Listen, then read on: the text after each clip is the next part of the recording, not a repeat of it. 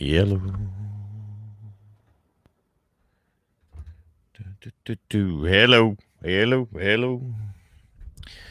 Good morning, YouTube. Good to have you along here today. Just a reminder, the actual show isn't going to start if you're watching this on a rerun here on a different day than live. You know, we're looking at 18 minutes. So you can fast forward to 18 minutes and you'll get to the show if you're watching this on a rerun. If not, you're stuck with me. So there you go. 888-9 Dakota, 888-932-5682 is the phone number. Want to call in early and BS on YouTube, you can do that. Otherwise, you can wait. Let me know if the audio is coming through. Excuse me. Oh, you bet. All kinds of good stuff here today. Getting into bull sale season is what we're getting into. There we are.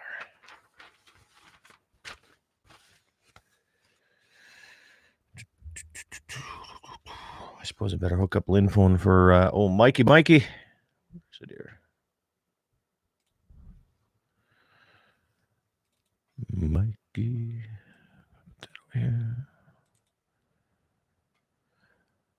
KFYR 550. Boom. There you go, Mikey Mike. And the Funky Bunch should be ready to rock and roll on that side of things over there. Good morning, Chuck Hansen. Good to see you. Or at least read you. Jesse, good morning. You're not going to call in and do the 10 minutes of preview here, really? Okay, that's what you get for being on Central Time. Always ahead. All right, Blake.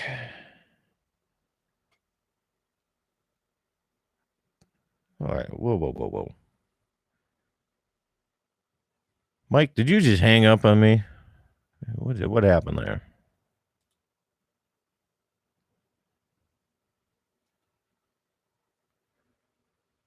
Somebody hung up on somebody there. What's going on here?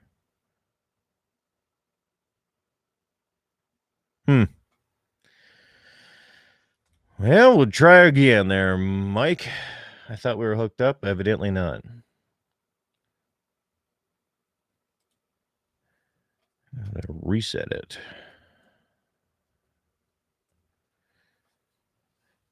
All right, Blake Erickson's going to be on the show here this morning, along with Kevin Vaughn with the ice fishing tournament down in the Black Hills. So, Blake.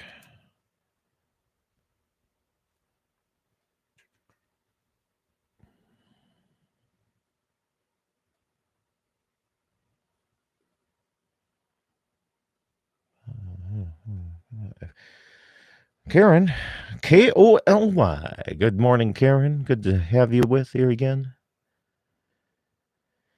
Oh, man. It's going to be a nice Saturday today. Who is this? Anonymous. Good morning. You're on with Scott Bachmeyer. Who's this? Anonymous. Sweet. Anonymous, it came up as. That's weird. You trying to be all incognito now or what? Yeah, something. I hear you. Yeah. Yahtzee. Who still even plays Yahtzee? Is that even a game anymore? I just downloaded an online app version of it to where I can play head-to-head in a competition against you if you download it. I don't do games on my phone. You know that. I have Christmas with the in-laws today. Love them to death, but I'm going to need some games on my phone. And you going to Dickinson? Yeah, Caitlin was good enough. Really? She really made a turnaround yesterday. Good. She actually ate a healthy portion of hot dish last night for supper, and she ate some gems at noon for lunch at Senex with me. So that told me she was turning around. So good. Still have to give her meds every 3 hours though. Never would have stretched it out to 4 hours last night overnight, and about 3 hours and 25 minutes. She was crying in her sleep. So I never thought that a tonsillectomy would be that hard on a kid. it usually isn't. Yeah. Because that's when they want to usually do it, don't they? Yeah, I was expecting to send her back to school about Wednesday, Thursday, and it took till yesterday for her to even be a little bit like herself, which is weird. When Karina had it done when she was 4, we had to tie her in a chair the day after she was home to get her to settle down and not hurt herself, you know. She could have went to school the next day if she was in school. Everybody's different. I can't wait till you get yours out. I'm hoping I don't ever have to. I know they told me they want me to, but yeah. I tell you what, have you ever had your wisdom teeth taken out? I had those taken out by surgery when I was 8th grader, I believe, before I had braces. That really helped me. I have my bottom 2 taken out, and let me tell you, I used to get strep throat all the time. I don't get that anymore. I hardly ever get a sore throat. It's pretty good, man. Yeah. Yeah, I was thinking if I did go have my tonsils out, it might help my allergies and my snoring and all of that. But I don't know. I don't know about snoring. I didn't snore, and now I snore. So what do you do here? Oh, really? Yeah. Well, you didn't have tonsils out, though. You had just wisdom teeth cut. Yeah. Lynn Phone's having there. We're hooked up again on Lynn Phone. Mikey says, try again. There we are. I couldn't sleep last night, so I was watching YouTube videos till about 2:30 in the morning. Yeah, I didn't get home. We had Piper's Christmas party last night. And oh, that's right. Me and Andy got to discussing like ringmen stuff again. So we stayed too late. Well, I came across some old Howard Stern show footage where he had different bands singing acoustically on his show and whatnot. And guess what? The majority of them were using as mics on his show. Like the ones I'm using, the Shure's SM7Bs. SM7s, yeah. They're great studio mics, man. They really are. Yeah. I mean, Sennheiser's a good mic, but for the same cost of what I'd have to pay for the Shure and the Sennheiser would be probably 2.5, 3 times much. Yeah. Yep. I just looked them up the other day. It's right at triple. Yeah. No, these are really good. I'm really happy with them. I was watching The Voice studio, man. Yeah, I was watching The Voice because nothing else was on, and I was interested to see what wireless mics they were using.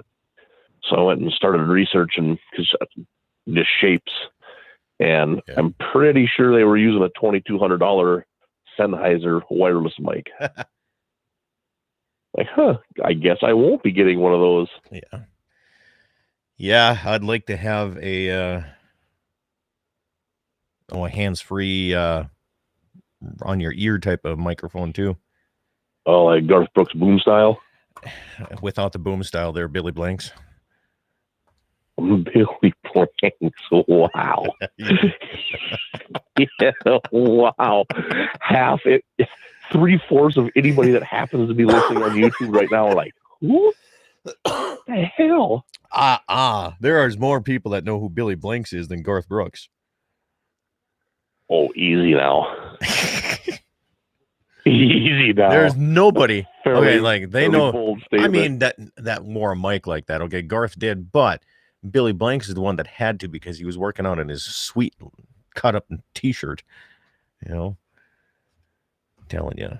Well, Garth Brooks had to wear one too. That fat little bugger was running all over and jumping off of stages, and you think he was not? He was in better shape though, if you think about it. Yeah, because he wasn't. You might be right that more people would recognize a ear-mounted boom mic from Billy Blanks than Garth Brooks, but you can't say that more people know who Billy Blanks is. This is quite possibly the stupidest conversation you and I have ever had. You wanted me to call in for the pre-show. It's your fault. I have to test the audio. Well, it's tested. It's tested. All right. I can't even believe I remember who Billy Blanks was, man. That's what I'm saying. Golly. Pulled that one out of the Wayback Machine. I did. Wonder if Blake Erickson knows who that is. Yeah. Kind of halfway tempted to go to Dickens, and I want to buy some casters wheels for that set of lockers I got. I will be there this afternoon. That sounds like trouble, so probably not a great idea. Well, no, I had a call from my night hunting tournament partner yesterday. He wanted to go out and do some sets last night. And yeah, that might be just you guys again this year, by the way. I should have went and done it, but Sarah was gone last night. One is. So. I wonder where the lone tree on my stack. I have a stack, man. A lot of tournaments. You're going to be completely gone? I'll tell you what it is later on. All right. I've got a continuing education school I want to go to for auctioneering. Oh. So. In biz or? I don't know. Oh. One of those late night popped up things. Situations. Okay. So I'll let you know. Okay. You guys didn't need me last year. No, but be able to hit a lot better spots or more spots if you were around, but that's no big deal. I'll have it mapped out for you. I know the 3 places I want to go. Well, I know one place because I got an old coyote that is super smart that has to be hunted at night. And he's right next to my calving pasture, and I need him gone. Right. Yeah. And then the stuff on the river's got to be done at night. Those coyotes are smart. Yeah, we couldn't even get to them at night last year in that couple spots. Yeah. They were around, but they were way out there. Wouldn't come. Yeah. Let's see if I want to go right where you and I did. See if I can do this without hanging up on you. I got you locked in, so I shouldn't. What are you trying to do? I'm going to call Blake, get him set up here. Oh. So your title says you're having Dakota Predator Hunters on? Yeah, Blake Erickson. Oh, right. That's one of the other guys. I have a hard time remembering everybody's name. Yeah. Good morning. Blake, how are you? There he is. Good. How you doing? You're on with me and Jesse, the pre-show here. Okay. So there you go. Jesse wants to know if he can hunt your place for the Gulva tournament. Sure. Let's hunt it together. I got to back out. So yeah. That might not be a bad idea. I just lost one of my partners. So here's the thing, Blake. Jesse never buys himself in the Calcutta, and last year he went for a whopping $30, and he won the tournament. He would have won an extra $1,000, and he just sat there. Now. Why are you at the tournament if you're not, if you don't have any faith in yourself? Thank you. Well, that wasn't the deal. That wasn't why. God dang it, Bachmeyer. Seriously, why would you go and enter if you're not going to buy yourself? I have my theories. Well, your theories are terrible. I'll tell you that. Yeah, they worked. I won. It's kind of like when you take 2 sets of blocks at a tournament. You know you're yeah, and come back with like 19 blocks still. That was my theory. I'm like, I ain't buying nothing. I don't take 2 sets of blocks. I'll find something to put in its mouth. Yeah, exactly. Like Jesse and I did the Mobridge tournament. We had to drive all the way to Mobridge, 3 hours down there, 3 hours all the way back to the ranch, do the show in the morning. The only thing that we shot that was a dog was a prairie dog. So we put a block in its mouth. We had to put the block around its neck. We couldn't get the mouth open up to put the block in. Are you getting John on too then? No, I just had you, I guess. You want to try get John on? He knows more about the tournament too, I guess. Can you get 4 people on? I can get as many people as you want on. I'll give you text me the number so it's not on YouTube. Okay, what's your number? I'm on it. You have John's number? Yep, I got it. Okay. Fair. No rush 2 minutes before I got to start. Thank you. Goddamn guys. How are you sending it there, Coachies? How do you want me to send it? Text. Okay.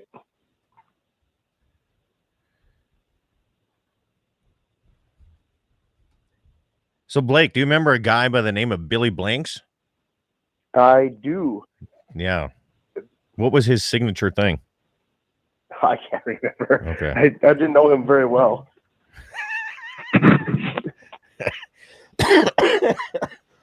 All right. What was that now? I couldn't hear. I was busy texting you. I'm sorry. All I heard was Billy Blanks. He remembers Billy Blanks. That's all that matters. Oh, okay. Hold on. I got to try to get John on here really quick here. I think Johnny's out located. He's all mad because we didn't come down to hunt with him. There's Bison games today, NFL games, Christmas time. Yeah.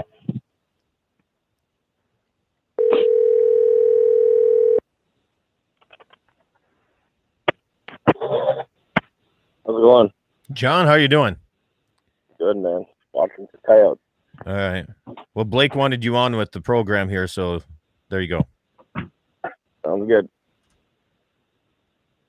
That's how it's We're going. calling because you're.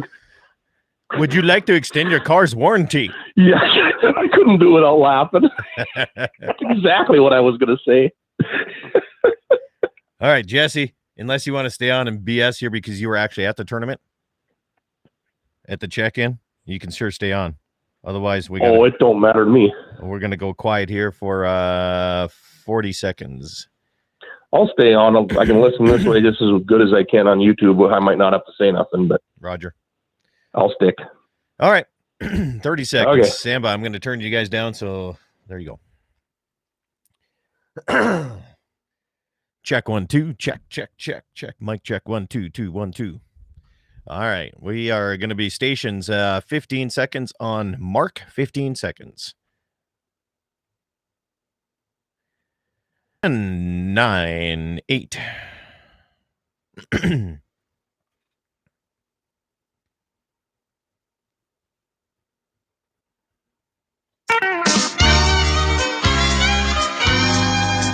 Well, good morning, everybody, and welcome to the Saturday edition of Dakota Prairie Outdoors Radio. Good to have you along here. If you're watching on YouTube, good to have you along for the last day or 20 minutes. I've been having a good time here with the folks. And if you're just joining us on KFYR, KOLY, and KGFX, good morning. Good to have you on the Missouri River Basin as well. And tell you what, we have a lot of things going on in the North and South Dakota side.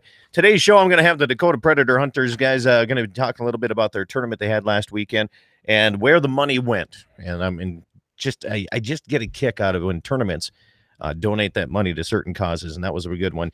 Then Kevin Vaughn from the Black Hills here is going to be talking about his fishing tournament coming up too. So we have a lot of things going on here. So what's first is the tournaments, fishing and coyote tournaments coming up next weekend. The free youth coyote hunt. This is December 27th and 28th in Log Valley, South Dakota. And it's absolutely free for the kids. And it's a kids-only tournament. Great idea there. Kevin's Wild Walleye Ice Fever Tournament is going to be on December 28th as well down in the Black Hills. Enderlin Sheldon Wildlife Club event, the coyote hunt is going to be January 4th. The 6th Annual Southeastern Montana Coyote Calling Contest in Baker, Montana, January 3rd and 4th. Miles City, Montana, their coyote tournament is going to be January 3rd and 4th. The 7th Annual Cap Keith Memorial Coyote Hunt in Ekalaka, Montana is January 10th and 12th. The 3rd Annual Big West Fur Quest is going to be January 10 and 11, and that is going to be in Faith, South Dakota. The 18th Annual North Dakota Coyote Classic out of Bowman, January 10th and 11th. The Epping Rural Fire Department is having their ice fishing tournament as a fundraiser for the fire department coming up January 11th. We have the January 18th tournament, the Garrett Houghton Benefit Coyote Hunt up in Golden Valley area. Lone Tree Saddle Club, the Galva, North Dakota Coyote Hunt, 24-hour hunt is going to be January 17th and 18th. North Dakota Wild Fur Takers Association Wild Fur Auction is going to be the first auction. We're going to do 2 this year. First one's going to be January 18th. The second one's going to be March 21st. Grant County Fair Board is having their big buck contest January 25th and a gun raffle too. Let's see here. We got just a few more. Like I said, if you have any of these, please send them to me. I have more time to do this here. Hardwater Fishing Tournament, Indian Creek and Regent is going to be on February 1st. The Kidder County Sportsman's Coyote Hunt is going to be February 1st as well. Pollock Men's Club, 4th Annual Ice Fishing Tournament, February 8th and 9th. And finally, the Rock Lake Boosters Coyote Hunt and Raffle, February 14th, 15th, and 16th. So there you go. That's what's happening for tournaments that I have at this time. We go to the Dakota Predator Hunters, Blake and John. How you guys doing this morning? Doing good, Scott. Good. We have no shortages of coyote tournaments coming up, do we? Good grief. Huh? That's when you set the real hunters from the rest of them, man. I tell you what. Oh, and bull sales. The Erlocker Angus Bull Sale coming up Friday, January 17th in Bowman, and Smith's Saddle Butte Ranch out of Harding County, South Dakota is going to be February 15th. So also at the Bowman Auction Market. Tis the season, not only Christmas time, but tis the season for bull sales and coyote tournaments. And you guys just finished up your tournament here. Was it last weekend, John? Was it? How did it go? Yeah, it went good. It's pretty awesome to see how far this hunt came in only 3 years. I think the first year we only had 19 teams, and then last year we had 32, 33 teams, somewhere in there. And then this year we ended up with 48 teams. The amount of money we've raised in them 3 years it's incredible. Well, you called it Christmas for Kids Coyote Hunt, and there's a reason for that. Blake, explain what exactly the Christmas for Kids part was. It's all the money that we raise from selling the coyotes and the entry fees is going to go back to social services, which will be spent on Christmas trees, presents, lights, whatever families need that don't have it right now or can't afford it right now. Just kind of a good cause, I guess. Yeah. Well, it not only a great cause, but you guys, I kind of trolled you on Facebook, and it was like over $7,000 that you guys donated to the local social service. That's awesome, man. That's huge. Yeah, when we first started this hunt, Scott, I think we raised $2,200. Then last year I was looking at the numbers for last year, and it was right around $4,300. Yeah. And then the ending number this year was $7,250. So yeah, it's a great deal. $7,250. That's now, just as long as you don't let Jesse Flath think that he needs any of that money for his kids. Okay. He was there. It was. He's also on the phone line with us too right this morning. So Jesse, you took your oldest daughter, who is what, 8? Is she 8 already? Yeah, she's 8. She turned 8 in October here.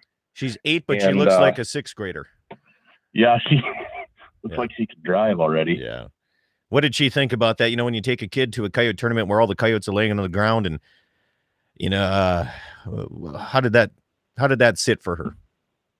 We actually pulled up in the alley back where they were doing the weigh in, and I saw John and said hi to him right away. But before we even got that far, a couple pickups were pulling up, and she was having to walk in the snow with shoes that weren't made for snow because I wasn't very smart about what I made her wear. Yeah, good parenting. She says, "What are all these pickups doing in the way?" And so I lifted her up, and she saw her first 2 coyotes in the back of a pickup, and boy, it was on. She wanted to look at every pickup that wasn't even in the alley then, and she was pretty excited. It was actually a tournament that I was going to try to do with her, and the situation didn't work out real well with other things we had going on here at home. But she, there was probably about 25 dogs on the ground when we got there. And then when we left, everything was lined up nice, and the winning coyotes were lined up off to the edge. And a person that's that age, 8 years old, she has coyote hunted with me before. She's in. She wants to go all the time. So the more kids we can get involved at that age, the better it's going to be for the future of hunting and firearms and everything in between. Yeah. Well, Blake, was there any kids involved in the tournament this year? I mean, at that young of an age? Not that young, I guess. Sure. John, what was that one kid that was in there? He was 16 or 14? Yep. Yeah, we had a father and son team from over in Beulah, and they ended up getting second. Nice. And the hunt, and he was, I don't know exactly how old he is, but out of 15, 16 years old, I'm sure. Yeah. I know it's one of those things where a lot of parents say, well, the kids don't have the patience yet to do a whole tournament all day long, but I don't know about you guys. My from 11 o'clock until about 2 o'clock in that time frame, I don't get a whole lot of coyotes called in during that time frame. So I don't know about you guys. Are you guys on a different calling schedule than I am, maybe? Yeah, we usually have a lot of luck in between 11 and 2. You do? That's kind of the hardest part of it. Yeah, we have a lot of coyotes that we get shot during that time of the day, even though at the same time, that's the kind of time of day where that rabbit plane will put you to sleep. So you really got to stay after you it. can, But, yeah, you can really see on the blocks, like the time frame that they come in. It's like 10 coyotes were shot at 9 o'clock, and 4 coyotes were shot at 11 o'clock, and it's pretty crazy that when you start blocking them and doing tournaments, you see what time they kind of react better just by everyone hunting. Well, I tell you what, we're up against the first block here, so we're gonna come back and continue this discussion because I think it might be a partner thing. I think that's maybe the partners that it doesn't help me from 11 to 2, and that might be. I'm gonna get blamed for taking a nap again, aren't I?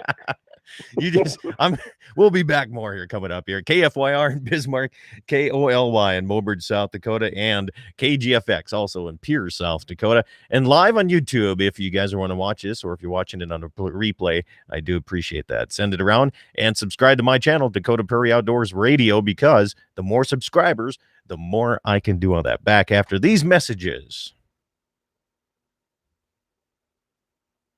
Pfeiffer's Western team of Andy Murdoch and Jim Sabby would like to invite you to sit down and talk about the future of land planning. Whether you're looking at selling, buying, or options to hand it down to the next generation, Andy and Jim will lay out all of the options for you. It's a great time to buy or sell, and with interest rates to make it profitable. Pfeiffer's Western team, Andy Murdoch and Jim Sabby. For more information or land updates, go to Pfeiffers.com. We want amazing innovations to drive progress for generations. We want jobs and careers for generations. We want American energy production that protects our land and the wildlife for generations. Today, the advanced technologies deployed by the North Dakota oil and gas producers are making that happen. And with the promise of emerging technologies, the energy of North Dakota has a very bright future for generations to come. This message is brought to you by the North Dakota Petroleum Council. To learn more, visit energyofnorthdakota.com. 25 years of the North Dakota Cowboy Hall of Fame, and we're celebrating. Plan to attend the annual meeting February 14th and 15th at Four Bears Casino and Lodge. You'll be entertained by Deuce's Wild dueling pianos on Valentine's Day. Red Stiegel, the featured guest speaker, and he and his boys in the bunkhouse perform Saturday the 15th. There's dummy roping for the young cowboys and cowgirls, food auctions, and more. Get tickets now at NorthDakotaCowboy.com. Reserve your room at Four Bears. 25 years of the North Dakota Cowboy Hall of Fame. Come ride with us into the future, proudly honoring and preserving our past. Mandan Sporting Goods, 210 East Main. Sitting with Joe here. We're in the reloading section. Joe, what's going on at Mandan Sporting Goods reloading supplies? Well, I don't know. We got a lot of guys loading for coyotes, getting ready for the prairie dogs and whatnot. Got some of the latest powders in,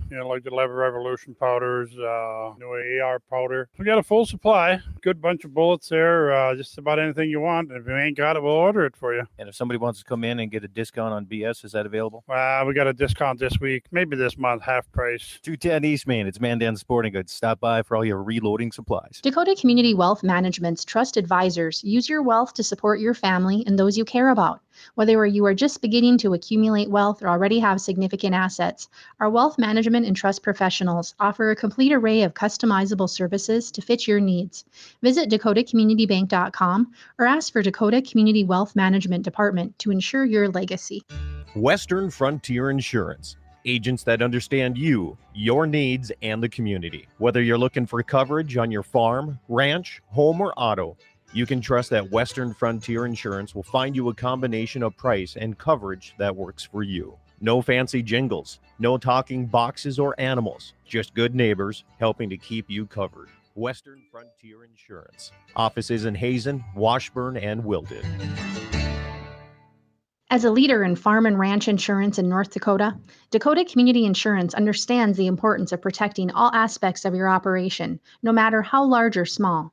Your Dakota Community Insurance agent can customize an insurance package to cover your farm equipment, livestock, farm buildings, and crops. For more information, call your local Dakota Community Bank and Trust or visit dakotacommunitybank.com. 25 years of the North Dakota Cowboy Hall of Fame, and we're celebrating. Plan to attend the annual meeting February 14th and 15th at Four Bears Casino and Lodge. You'll be entertained by Deuce's Wild dueling pianos on Valentine's Day. Red Stiegel, the featured guest speaker, and he and his boys in the bunkhouse perform Saturday the 15th. There's dummy roping for the young cowboys and cowgirls, food auctions, and more. Get tickets now at NorthDakotaCowboy.com. Reserve your room at Four Bears. 25 years of the North Dakota Cowboy Hall of Fame. Come ride with us into the future, proudly honoring and preserving our past. We want amazing innovations to drive progress for generations. We want jobs and careers for generations. We want American energy production that protects our land and the wildlife for generations. Today, the advanced technologies deployed by the North Dakota oil and gas producers are making that happen. And with the promise of emerging technologies, the energy of North Dakota has a very bright future for generations to come. This message is brought to you by the North Dakota Petroleum Council. To learn more, visit energyofnorthdakota.com.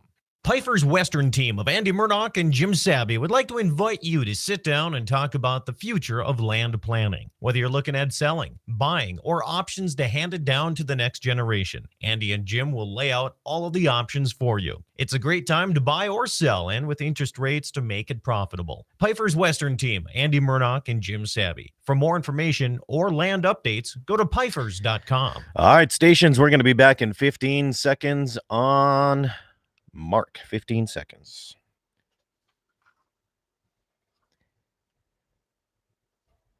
Morning, Darren Mund. Little's Bar and Grill, Pick City. Okay, I got you. All right, welcome back, everybody. Dakota Prairie Outdoors Saturday edition continues here this morning on great stations like KFYR in Bismarck, KOLY, Mobridge, and KGFX in Pierce, South Dakota. And a reminder, the Erlacher Angus Annual Bull Sale is going to be coming up on Friday, January 17th at the Bowman Auction Market at 1 p.m., offering 75 two-year-old Angus bulls. And I tell you what, some great sires out there. Cowboy Up 5405, Mock Bullseye, Midi Natural, Payout 6240, many others here. Greg and Mary always do a bang-up job. And those two-year-old bulls, you know what's on their mind.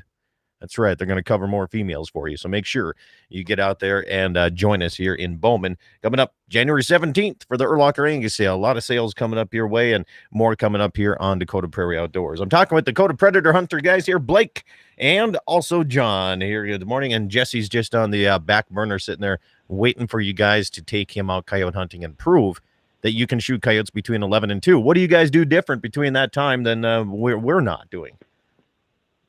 You can answer this one, Blake. Go ahead, Blake. I would just say that probably focusing on bedding areas more than like rolling hills, unless they get way up into the hills, just get in farther, get into more thick stuff. Usually the wind's picked up by then. I would just say we probably call more bedding areas than we do, transition areas where they're feeding. Sure.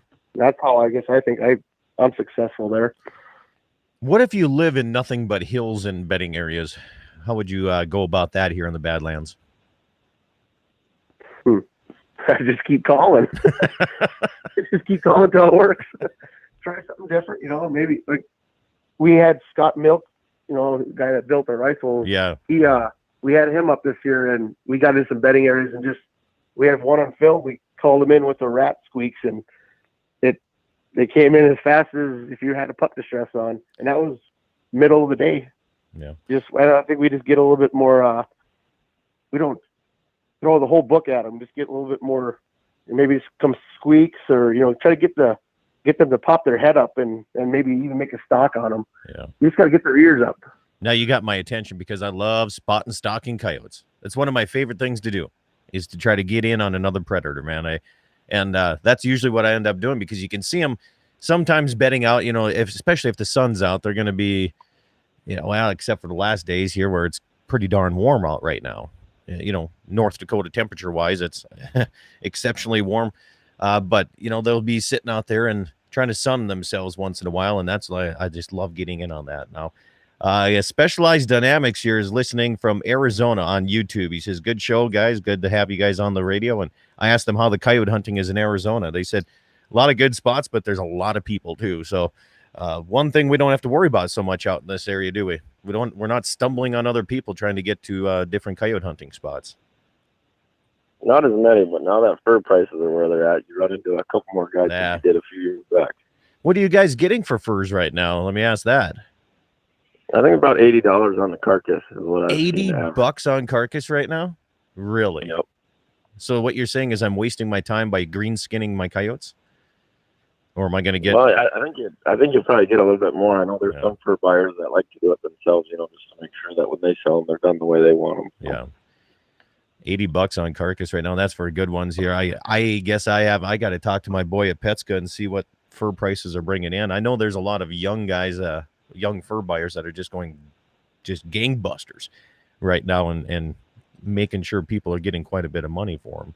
But yeah, like in that tournament, we got like 49 average, which is, I mean, we didn't make him pick through them and look at them, Right. He kind of gave us a pretty decent price, and he's got to look at them. Some of them are $10, and some of them are $80 to $100. So. Well, when you're shooting them, it all depends on how big a hole you're putting in them too, I guess. There's some big holes. There were some big. Yeah, there was. That's the first thing Trina said when we walked up to the pile over the tournament. She's like, "Why is that one all red? What's their stuff hanging out of him?" Like, well, that happens sometimes when Daddy misses. Yeah. I was going to mention. Go ahead. No, you go ahead. In a tournament, you want them to go down. If you're shooting for fur, you let them run off. Right. That's right. No, I was just going to mention we've actually got two people coming into the area up here now. We got a gentleman that comes through Beulah and Hazen, and then Petska comes through over in Washburn. And I've heard both ways. I've heard that one's better than the other. So I think it's just what them buyers are looking for too. They've got a little bit different idea of what's prime and what's not, and what colors they want, and that fur buying's an interesting trade, boy. I tell you, here's the thing about fur buying, though. One thing that isn't going away is people want Western North Dakota, South Dakota coyotes. That's what they're looking for, because that is the best fur that you'll probably find right there. And this year, man, I've ran across one coyote that was a little bit mangy. Blake, John, what have you guys been seeing for mange out there in the coyotes? I haven't seen much mange up here where we're at. Yeah. At all. Yeah. No, I think we only got one this year that's been manged, and there was a few in the tournament that had, started to look like they had some mange that got thrown out, so we didn't sell all 55 coyotes. Right. So I was watching a little bit of the social media side of things on, I guess it would be Predator Quest. It would be like Les Johnson. I don't know if you guys have ever heard him on the television side of things.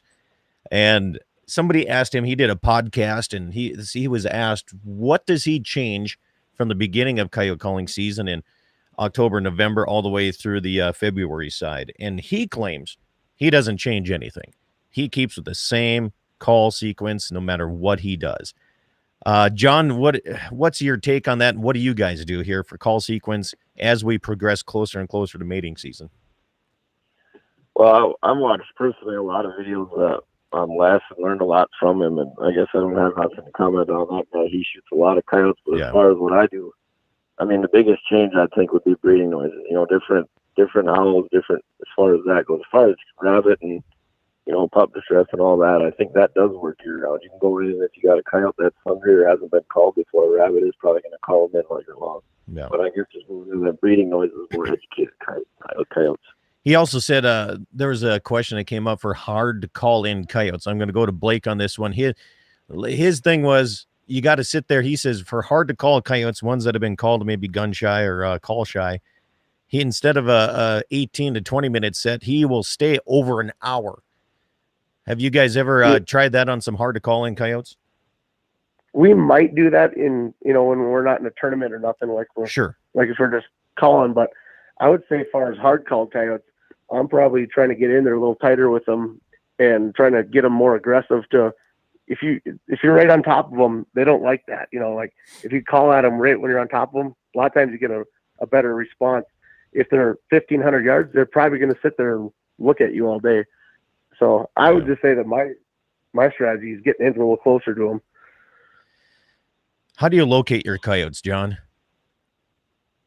Usually 2 hours before the sun comes up, and I'm staying not in the area that I'm gonna call, but within maybe 2 miles of it, a mile of it, just enough close enough to where when you howl, they can hear you back. And I go, I don't know how many miles, 50 miles sometimes, that within before it gets the sun comes up, and just every mile, 2 miles howl and come back there and call them spots when the sun comes up. Sure. And when you're locating them, how far away, when you hear a coyote howl back, or even a location type howl when they're locating with family howls, how far away, if you're a beginner coyote hunter and you're out there and you hear something howl, it sounds like there's 5 or 6 coyotes, but there might actually only be 1 or 2. How far away actually do you feel those coyotes are sometimes when people are hearing them howl, and you hear everybody say, "Holy cow, we got coyotes, and they're right in our backyard. We can hear them howling." And I don't know. I usually see them at least a mile and a half away, I guess. But what's your take on that? Yep, if you think they're just for an example, if you think they're 500 yards when they're howling when it's dark out, more than likely they're 1,500 yards when they're when it's dark out.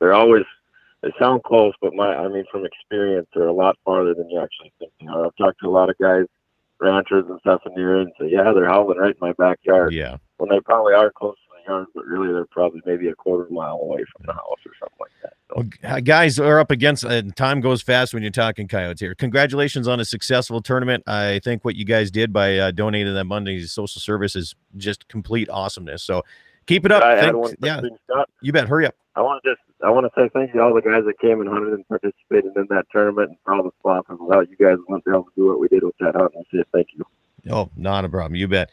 I tell you what, it takes a crew to do that, and you guys did a heck of a job. Stay on the line here so I can say official goodbyes. Stations will be back in 5 minutes. You guys stay right here after these messages.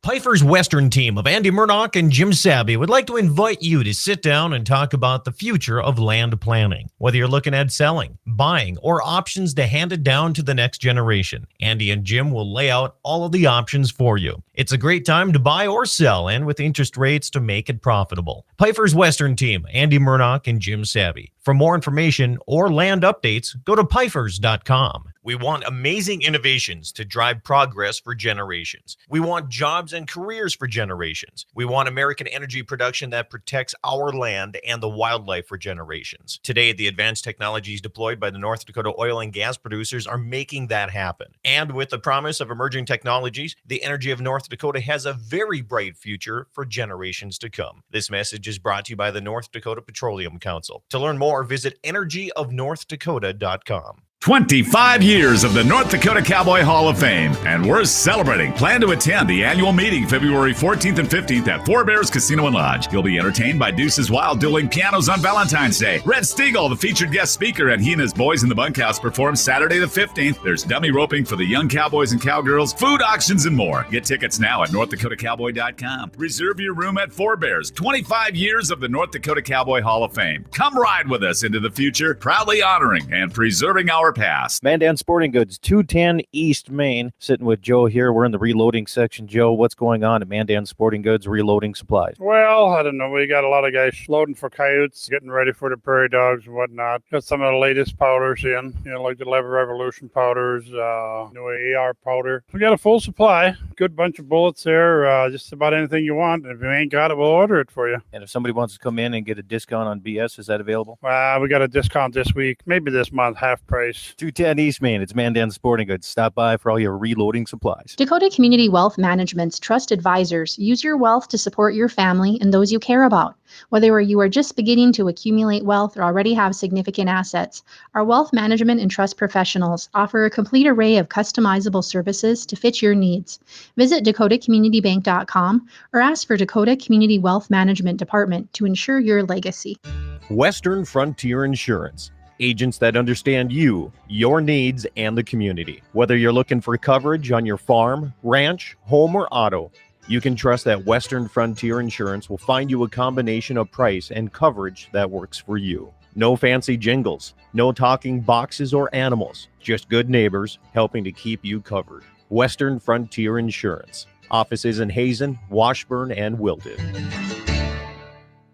As a leader in farm and ranch insurance in North Dakota, Dakota Community Insurance understands the importance of protecting all aspects of your operation, no matter how large or small.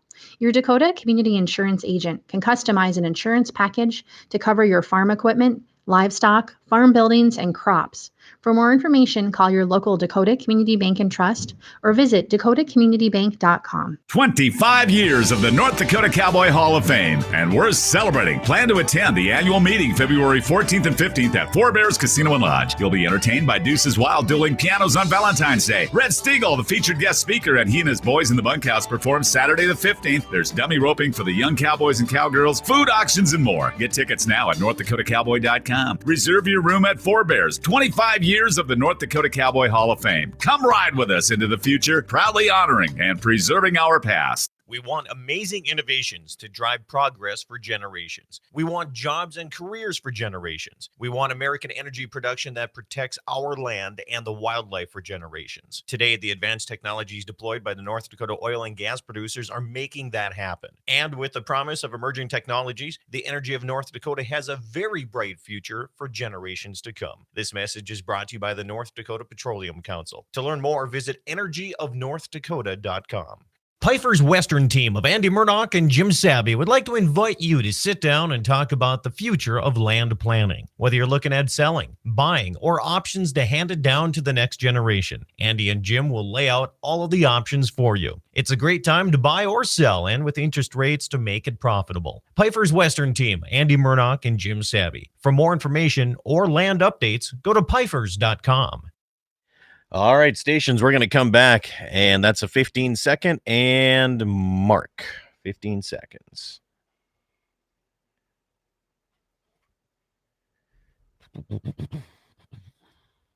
All right, here we go. In 5.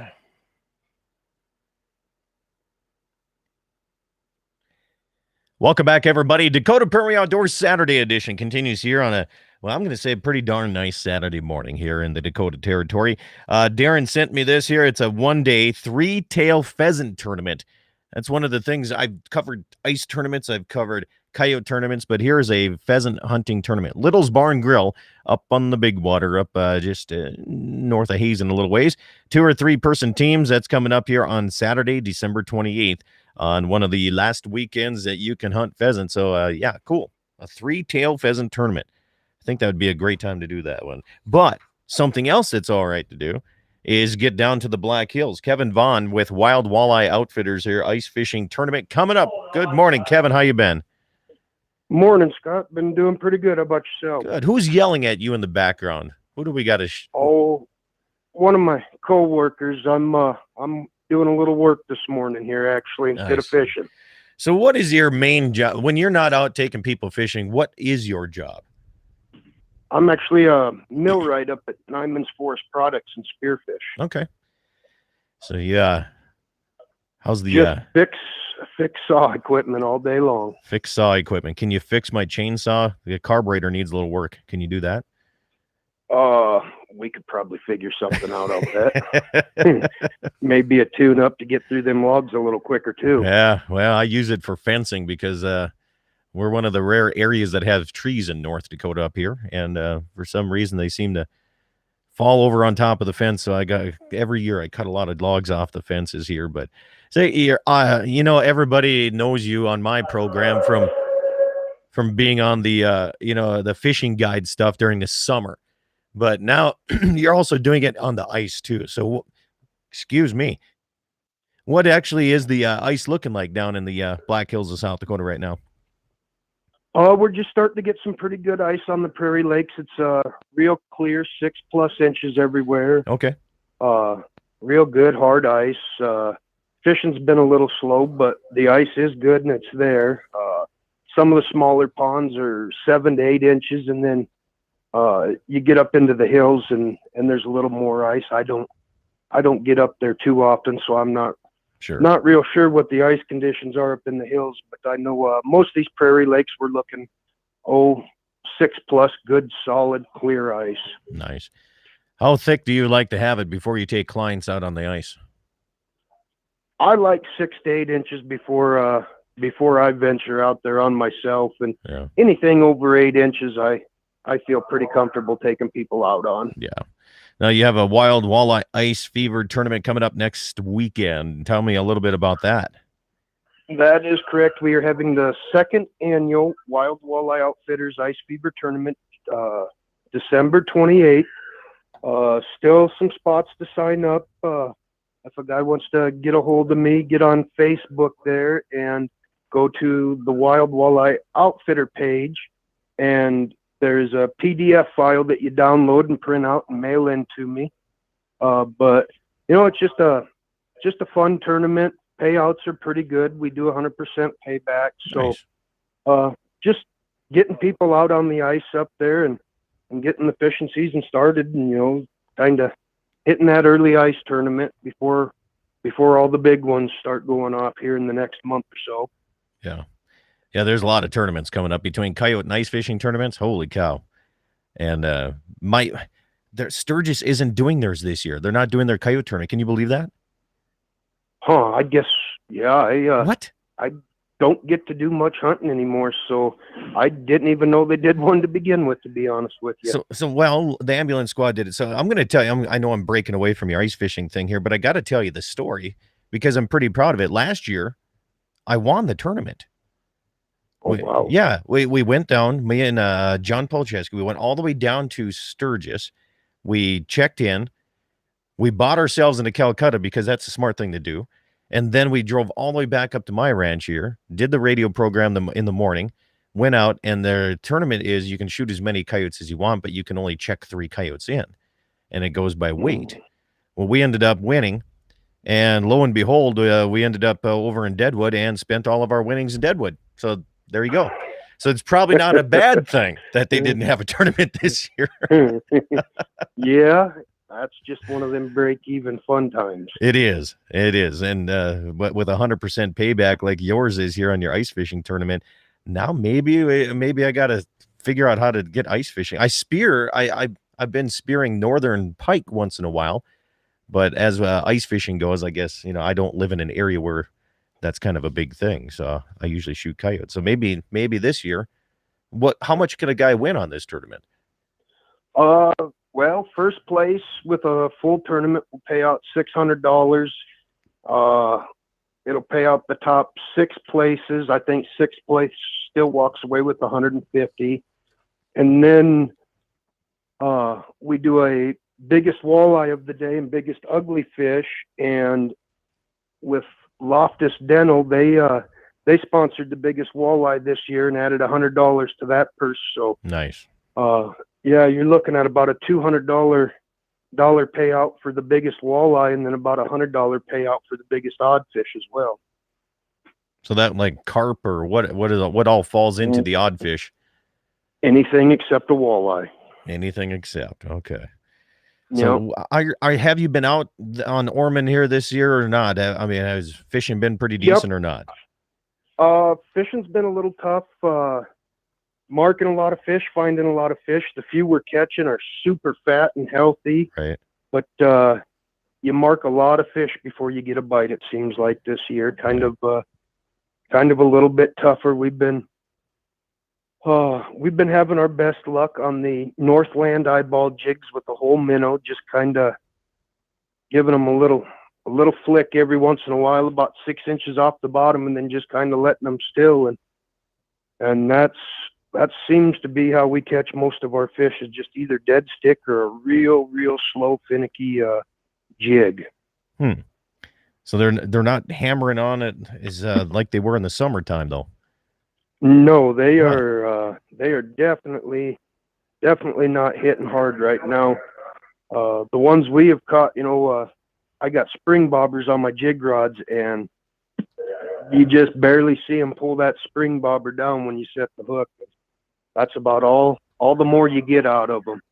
Well, they got to be eating somewhere if they're nice, big, and healthy. I guess. How does a person like yourself? I'm guessing there was a lot of shad left over from the hatch that survived, and I'm guessing they're eating pretty good on shad still. Yeah. So right now they're just they're looking for snacks, not meals. So when it comes to ice fishing around the Black Hills, besides Ormond here, where else can a person go that maybe they have some pretty good success? I mean, if you're taking your kids out or anything like that, where else would you send them? I've heard Deerfield's been pretty good down by Hill City there, and Sheridan Lake, I guess, has been producing some perch. From what I hear, they're in about 25 foot of water, and they're using butterworms and red spikes and small jig heads to catch them. And then Deerfield has been producing some perch and a few lake trout. I'm not real certain what they're using up there to catch them. I believe they're getting shiners out of Rapid to catch them lake trout up there. But and then there's, a few other. Stockade, I guess, has been producing some northern this year, some pretty decent northern. If you want to kind of get out of the Black Hills, a little bit and stay more prairie, Bear Butte's been producing a few crappie and perch, couple trout this year. And then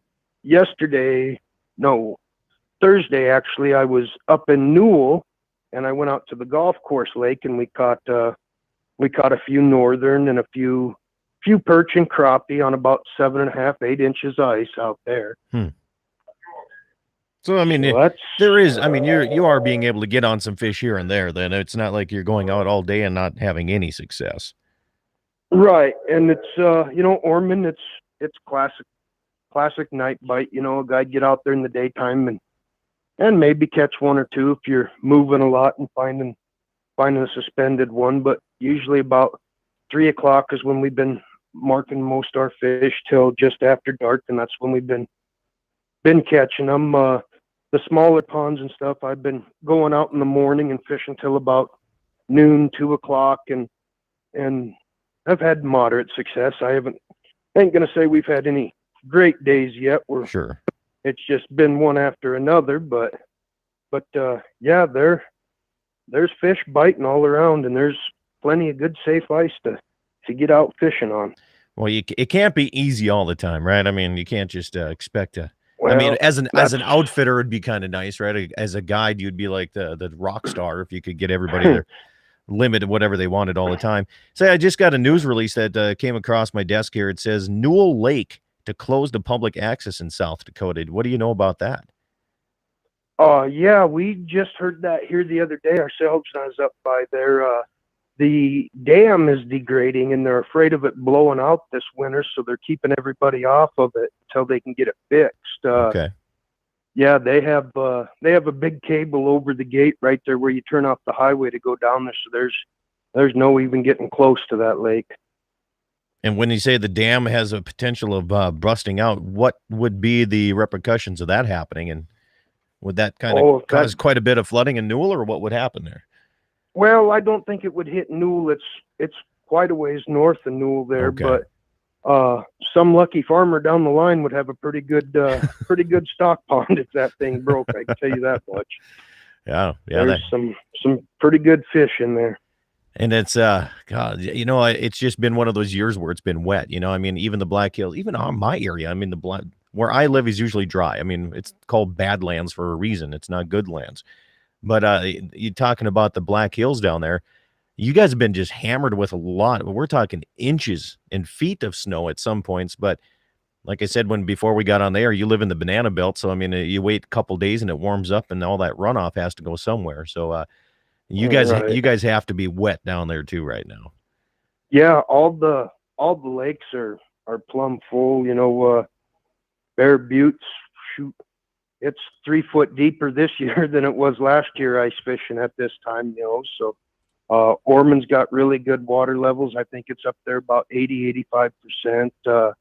Yeah, all the ponds around here are just plumb full. Yeah. Really good water levels. It's I think it's going to be a really good year for fishing.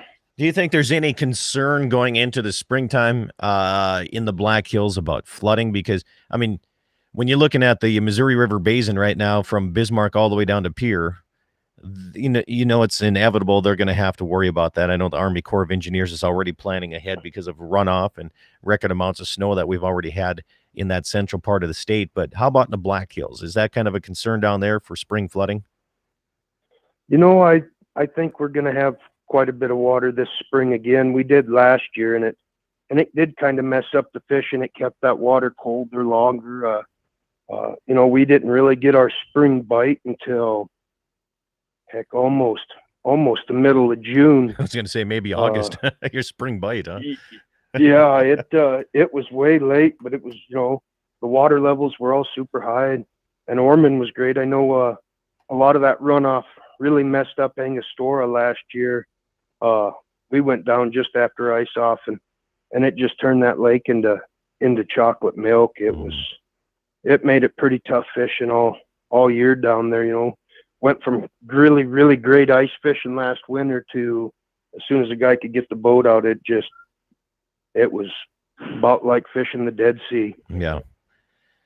So when you're looking at, you said you put together an ice fishing shack here that can go on a little thinner ice than some of those big monstrosities that you see out there. Kind of tell us what that's about again. Well, I just took a little 2-man flip over shack and built a floor for it, and then I took tongue and groove and paneled the inside and make it like a permanent house. But it's 6-7 inches of ice, a guy can have it out there. So yeah, just tried to make something a little nicer for clients this year, kind of upgrading some stuff and get guys out on the ice. Have a nice warm shack right there for them, makes moving real easy and everything like that. And storing all my ice fishing stuff in it's set up to hold everything right in there in the shack, and it pulls right on and off the trailer, so there's no unloading stuff and packing stuff and all of that. It's just get to the lake and back the 4-wheeler off the trailer and go fishing in comfort. Makes it a lot easier. When you and I first got together and started doing this, I saw your post on Facebook. You said that you're trying to, I don't know, how did you state it, that you're going to try to tell your wife that you're making money fishing? And you said, I can't remember how you said that, but how's that been going for you? Is she coming around to your way of thinking now, or what? Oh, we have our days.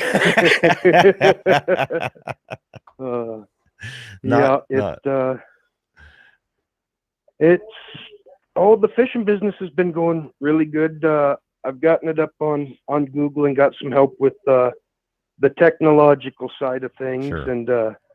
And so the business has really kind of taken off after I got that done, early last spring, and this summer we stayed real busy, and we're hoping to keep it just going right into the winter, staying busy and getting some people out fishing and just kind of watching it grow, I guess. Yeah. Well, it's exciting to see your business grow from where, our first interview started here. I know you already got to update your boat a little bit. Now you're hitting the big leagues right now, Kevin. So you're going to get to that point where you're not going to invite me down to go fishing. You're going to be like, Scott, you got to pay me to go fishing. I hope I never get that big that I can't take a buddy out fishing someday without him paying me. Yeah, I hear you.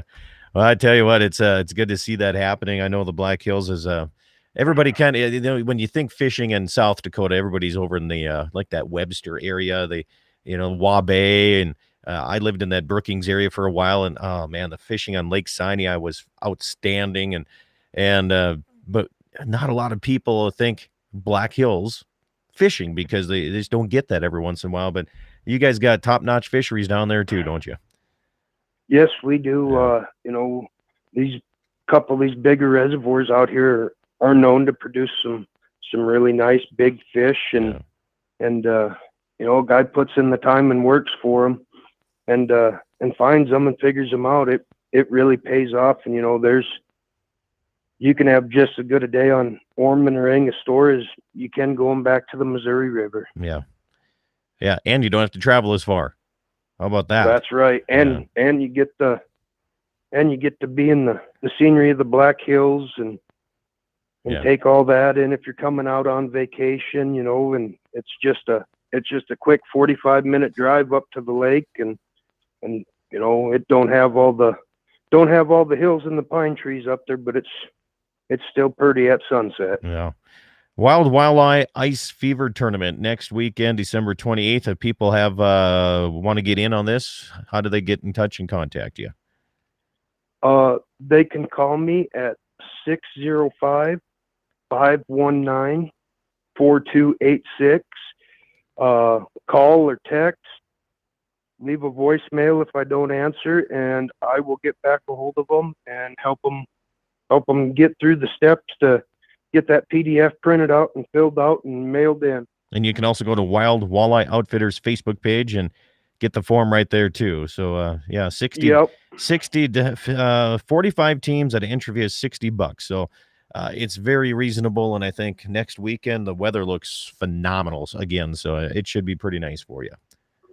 Yeah, I know we're all pretty excited to get out there and just get her going and just have a good time. I got some buddies from out of town coming. I think a couple other guys have called me and said they got some buddies from out of town coming. So yeah, just hopefully get everybody out there and have a good time and get a few fish caught and give some door prizes away and some cash prizes and mostly just out to have fun. Nothing too serious. Well, Kevin, I appreciate you coming on the program, man. I hope you have a great weekend, and we'll catch up with you hopefully in the new year. Merry Christmas to you, buddy. Merry Christmas to you as well, Scott. Thanks for having me. You bet. Have yourself a good weekend. Hey, that's a wrap for today's Dakota Prairie Outdoors on the Saturday side of things. Reminder, the Urlacher Angus Bull Sale coming up January 17th, Bowman, North Dakota. And if you want more information on that, you can go to their Facebook page, Urlacher Angus and Sales. 75 2-year-old Angus bulls coming up your way, Black Angus, that is. And you can get more information, like I said, on their Facebook page, Urlacher Angus and Sales. Hey, have yourself a dandy weekend. Thanks for tuning in right here, Dakota Prairie Outdoors Saturday edition.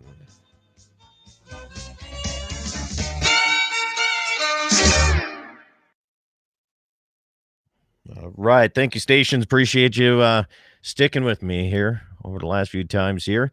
YouTube, I appreciate what you're doing here. I have messages coming in here. Taylor, appreciate that. Siemens is the competition with Rec Boaters tough in the God darn it. I'm sorry I didn't get that as soon as I seen it here. Sorry about that. Other than that, you guys on YouTube, have yourself a dandy day. Merry Christmas to you. We'll see you next weekend here after the blessed Christmas holiday. Have yourself a great day.